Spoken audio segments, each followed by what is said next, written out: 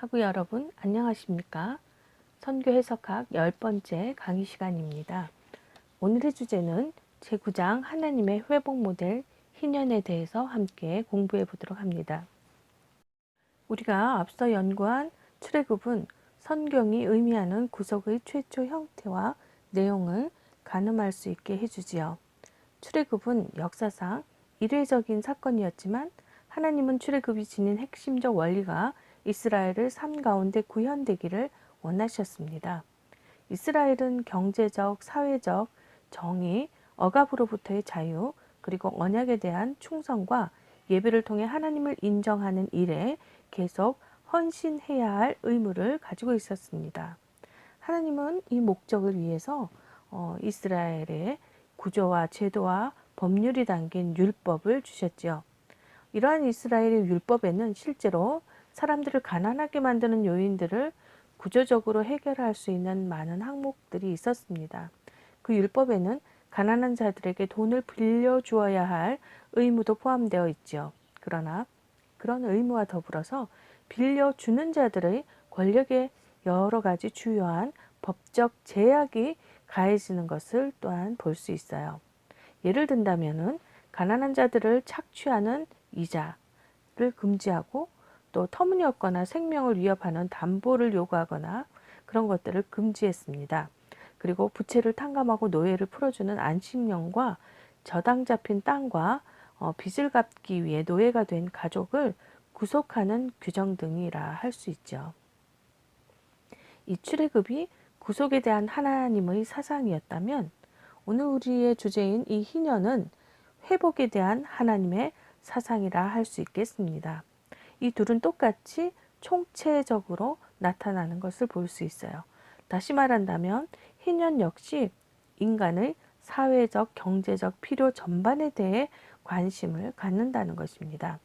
하지만 이런 희년 고유의 신학적이고 영적인 원리들에 우리가 주목하지 않으면 희년을 제대로 이해하거나 실천할 수 없다는 것입니다. 따라서 우리는 이 고대 이스라엘 제도를 선교적으로 읽어야 할 필요가 있습니다. 희년의 배경에 대해서 다시 한번 살펴보십시다. 희년은 히브리어로 요벨이라고 합니다. 희년이라는 것은 안식년이 7번째가 되는 다음 해를 얘기하는 것입니다. 레위기 25장 8절에서 10절은 그 해를 50년째 되는 해라고 명기하고 있습니다. 이 해에는요, 빚 때문에 노예가 된 이스라엘 사람들에게 자유를 선포해야 하고 지난 50년 중 어느 기간에 경제적 필요 때문에 땅을 팔아야 했던 가족들에게 땅을 되돌려 주어야 했습니다. 희년 및 땅과 노예를 구속하는 절차에 대한 지침들은 레위기 25장에서만 찾아볼 수 있어요. 이 글에서 희년이 성경적으로 총체적 선교를 이해하는 데에 기여하는 바가 무엇인지를 살펴보고자 합니다. 희년은 본래 경제적 제도였습니다. 희년의 주된 관심사는 두 가지였는데요. 하나는 가족이고 또 다른 하나는 땅이라고 할 수 있습니다.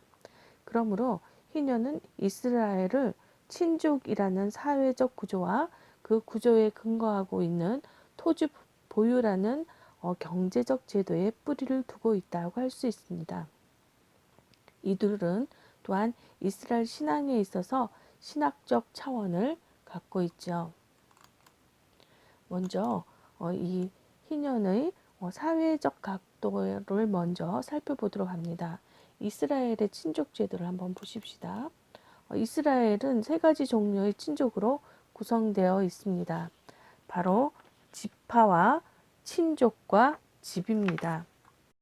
뒤에 나오는 두 개의 더 작은 단위인 친족과 집은 이스라엘 사람 개개인과 관련된 혜택과 책임이라는 면에서 볼 때 사회적 경제적으로 지파보다 더 중요했어요. 그곳은 또한 안전과 보호의 장소였다는 것을 볼 수 있습니다. 때로 아버지의 집은 재판에서도 중요한 역할을 했고 심지어는 군사적인 기능까지도 갖고 있었던 것을 볼 수 있습니다. 또 그곳은 이스라엘 사람들이 정체성을 발견하고 교육과 종교적인 양육을 받는 장소였습니다. 희년은 1차적으로 이 아버지의 집 또는 확대 가족을 경제적으로 보호하기 위해 고안된 그런 제도였지요. 그러면 먼저 이 희년의 경제적 각도와 또한 신학적 각도를 한번 살펴볼 텐데요. 먼저 경제적 각도를 한번 보도록 하겠습니다. 이스라엘의 토지 보유 제도는요, 이렇게 친족 단위에 근거한 것을 볼 수 있죠. 여호수아서 15장에서 22장에 이르는 내용에서 분명하게 설명하고 있는 것처럼 땅은 지파별로 그 다음에는 친족에 따라 분배되었고요. 그리고 나서 이 친족 내에서 각 집이 그 몫을 유산으로 받은 것을 볼 수 있어요. 이 제도는 앞에서 언급한 가나안의 경제 구조와는 완전히 대조되는 두 가지 특징을 가지고 있는 것을 볼 수 있는데요. 그것의 첫 번째는 평등 분배인데요. 가능한 한 넓게 친족 전체에 걸쳐서 이 땅이 분배될 수 있도록 하는 것이고요. 두 번째는 양도를 할 수 없다는 것이에요. 그러니까 이 가문의 땅은 양도할 수 없도록 법으로 그렇게 율법에 정해져 있다는 사실을 나타내고 있죠. 두 번째로 신학적 각도를 한번 살펴보십시다. 희년을 설명하는 장의 중간에 위치한 이 말씀은 앞부분에서 언급한 사회적 경제적 제도와 그 신학적 근거 사이를 이어주는 경첩의 역할을 한다고 볼 수 있어요. 여기에는 이스라엘이 살고 있는 땅과 이스라엘 사람들에 대해 두 가지 근본적인 진술이 담겨 있는데요. 이것들은 희년을 이해하는 데에 중요한 근거가 됩니다. 신학적 각도의 첫 번째는 하나님의 땅이라는 개념이에요. 이스라엘 신앙의 중심 기둥 가운데 하나는 그들이 거주하는 땅은 야훼의 땅이라는 것이죠. 그 땅은 이스라엘이 그곳에 들어오기 전부터 야훼의 땅이었다는 것입니다. 땅이 하나님의 소유라는 이 주제는요, 선지서와 시편에서도 자주 등장하죠. 땅은 이스라엘의 땅이라고 불리는 것보다 훨씬 더 자주 야훼의 땅이라고 불리죠. 그와 동시에 땅은 야훼께 속하지만 구속 과정에서 이스라엘에게 약속되고 주어진 것을 볼 수 있습니다. 신명기에서 반복해서 이렇게 설명하는 것처럼 땅은 이스라엘의 소유이자 기업이었다는 것이죠. 이처럼 땅은 이스라엘이 소유하면서도 여전히 하나님이 그 소유권을 갖고 계셨다는 것입니다. 땅에 대한 이러한 이중 전통은요, 하나님의 소유이면서 또한 하나님의 선물이라는 것이죠. 이스라엘 신학의 모든 주요 주제들과 어떤 식으로든지 간에 이것은 연결되어 있는 것을 볼 수 있어요. 땅에 대한 약속은 족장들의 선택 전통의 핵심적인 부분이었고, 땅은 출애굽 구속 전통의 목표지요. 언약 관계를 유지하는 것과 땅에서의 안전한 삶은 결합되어 있었다는 것입니다. 하나님의 심판은 종국적으로는 땅에서 추방되는 것을 의미했고, 회복된 관계는 땅에 돌아오는 것으로 상징이 된 것을 볼 수 있습니다. 두 번째로 이제 하나님의 백성인데요. 이 하나님의 백성은 이스라엘은 거류민이요 동거하는 자로서 하나님과 함께 있었다라고 레위기 25장 23절에서 말씀하고 있어요.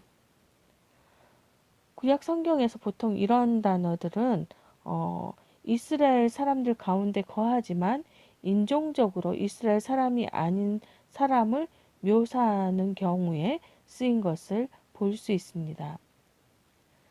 아마도 그들은 땅을 빼앗긴 가나안인들의 후손이거나 이주자들이었다고 볼 수 있죠.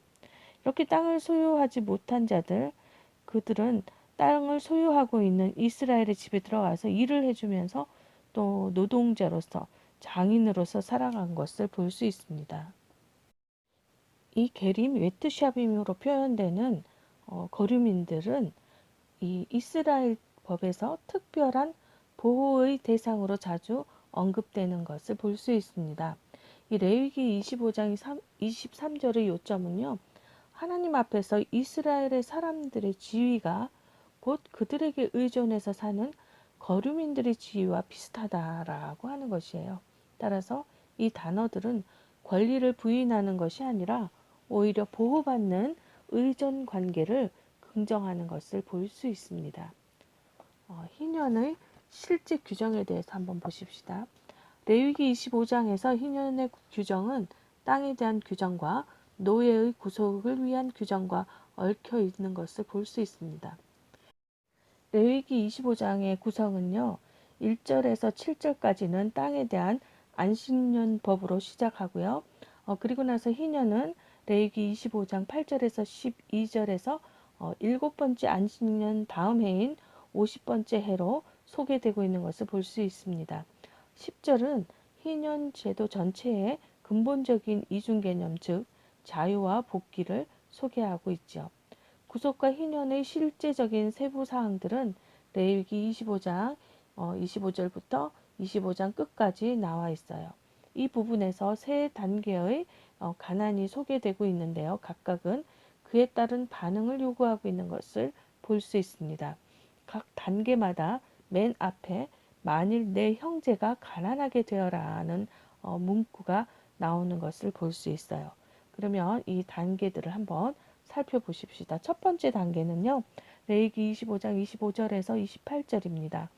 먼저 힘겨운 시기를 만난 이스라엘 토지 소유자가 자기 땅의 일부를 팔거나 팔겠다고 내놓는 경우가 있습니다. 둘째로 그 땅을 판 당사자는 나중에 그것을 다시 살 수 있는 재력을 회복할 경우에 스스로 되살 수 있는 권리를 보유하게 된다는 것이죠. 세 번째로 어떠한 경우에든지 친족에게 팔렸거나 속량된 재산은 희년이 되면 원래 가족에게로 반환되는 것입니다.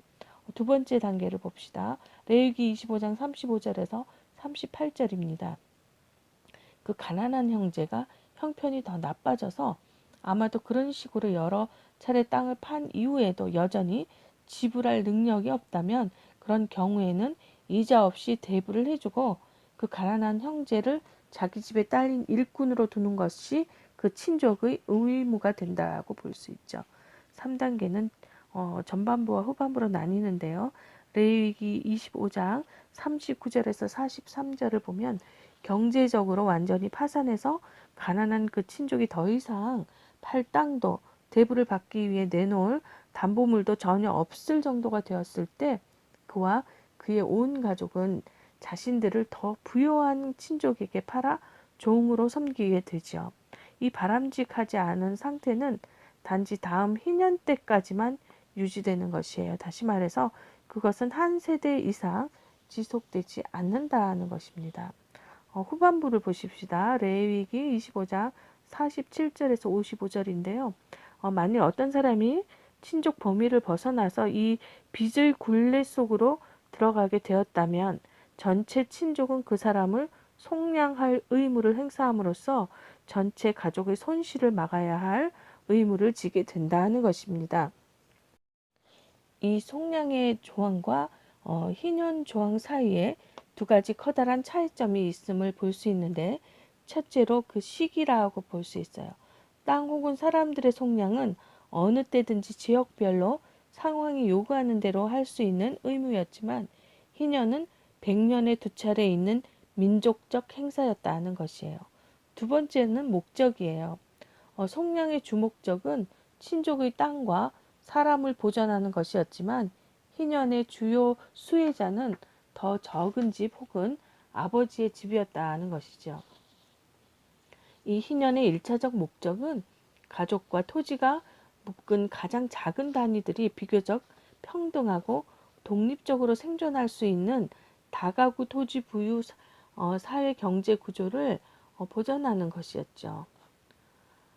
다시 말해서 희년은 이스라엘의 가족의 생존과 복지를 위해 고안된 제도였다는 것입니다. 이제 우리가 희년 윤리 선교를 한번 살펴볼 텐데요. 구약 율법을 모범적으로 삼는 접근법에 대해서 설명했고 다시 한번 이제 세 각도를 중심으로 이스라엘의 모범, 특히 희년 제도가 기독교 윤리와 선교에 대해 무엇을 말하는지 한번 살펴보는 것이 우리에게 유익하다고 할 수 있겠어요. 첫 번째로 경제적인 각도에서 한번 보십시다.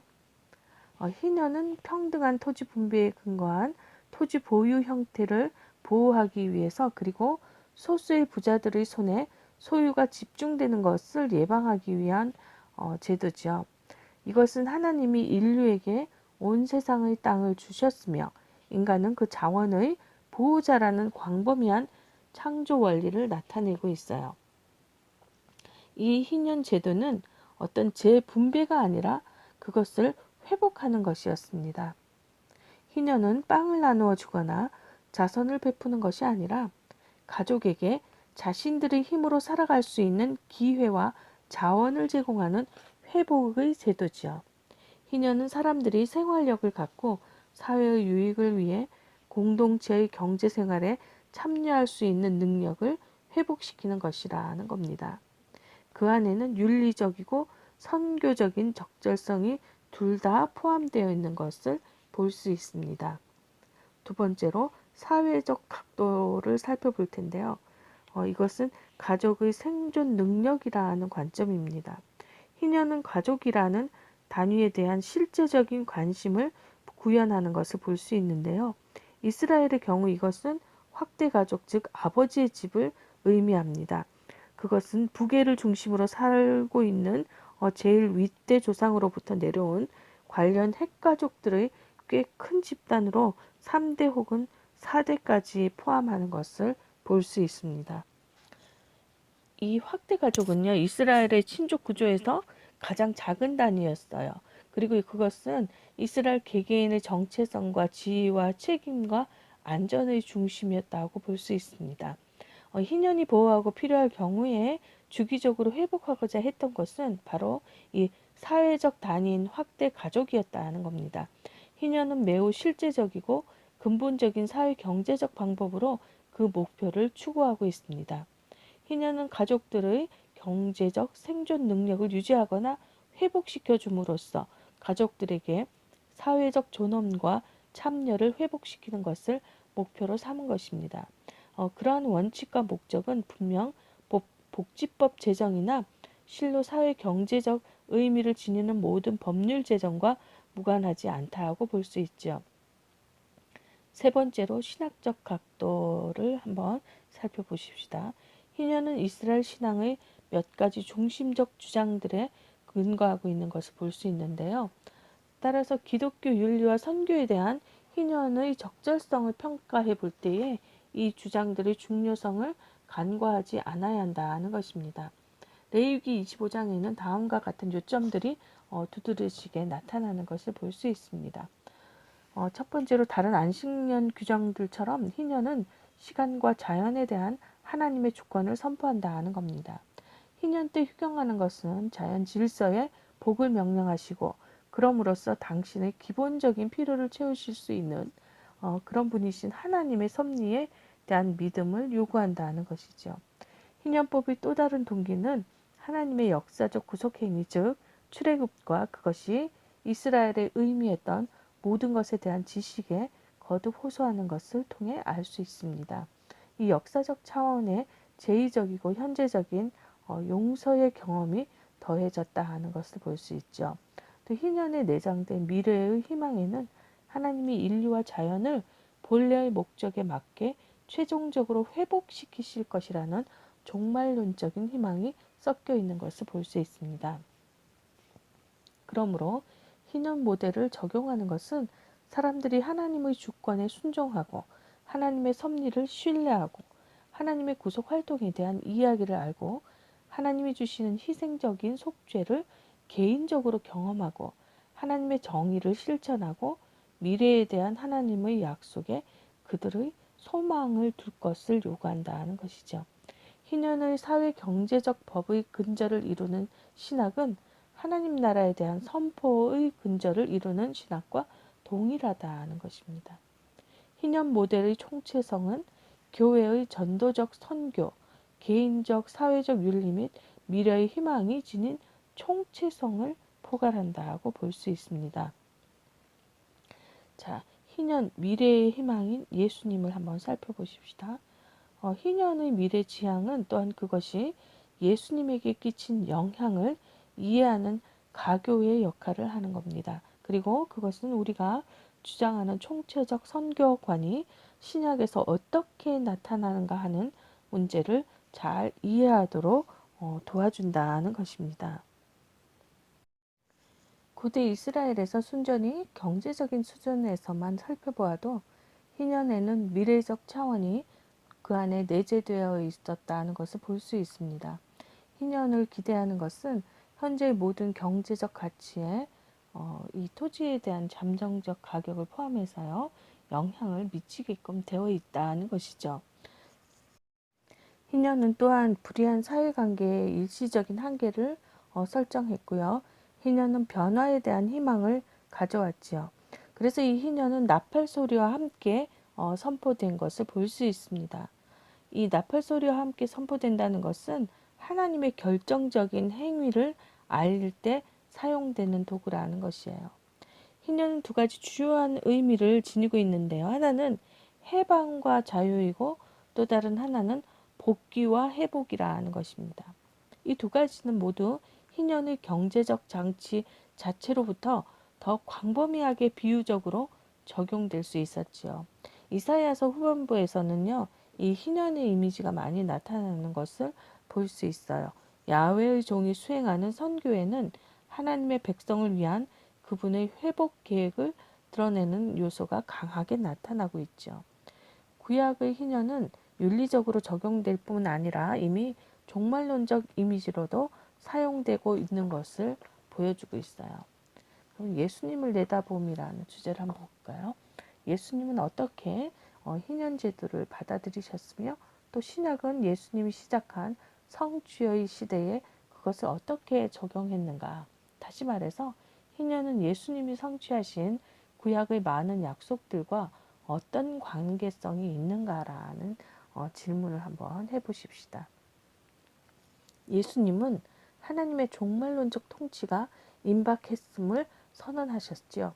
예수님은 회복과 메시아적 역전을 바라는 백성들의 희망이 자신의 사역 가운데 성취되고 있다고 주장하셨습니다. 예수님은 자신이 하신 말씀의 의미를 설명하기 위하여 이 희년의 이미지를 많이 사용하고 계시는 것을 볼 수 있죠. 누가복음 4장 16절에서 30절에 나타나는 이 나사렛 선언은 가장 분명하게 이 점을 보여주는 선언이라 할 수 있어요.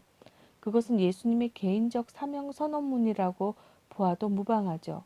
그것은 희년 개념의 영향을 강하게 받은 이사야서 61장에서 직접 인용한 것으로 보여집니다. 대부분의 주석가들은 이사야서 본문과 예수님이 그것을 인용한 의도에는 이 희년의 배경이 깔려 있다고 말하고 있습니다.